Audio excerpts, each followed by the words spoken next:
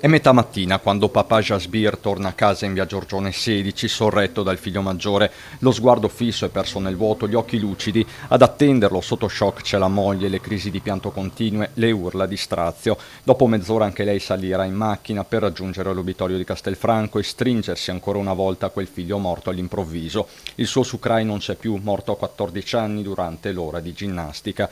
Ad abbracciarli i familiari e la comunità sikh, inconfondibili nei loro copricapo. Ma in queste ore a sorreggere la famiglia è Harminder, il figlio maggiore, è lui a farsi portavoce dello sconcerto dei genitori e chiedere la verità. Giustizia, non abbiamo saputo come siano andati realmente i fatti, non ci hanno detto,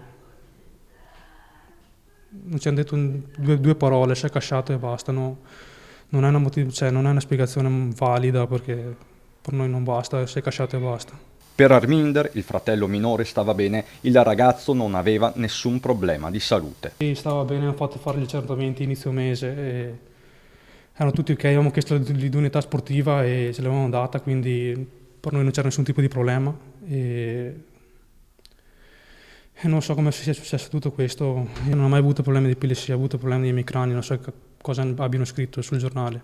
Ho avuto problemi di emicrania, ma l'avevamo risolto quel problema e stava bene. Sukrai era un giovane ben voluto ed educato e non mancano degli interrogativi anche tra i vicini di casa. Era un bravo ragazzo e forse è stato un po' dimenticato dai medici di quello che aveva. Restano il dolore immenso di una famiglia e il ricordo di un fratello. Suraj era una persona troppo brava, cioè, mi ascoltava sempre. Allora, non ho parole.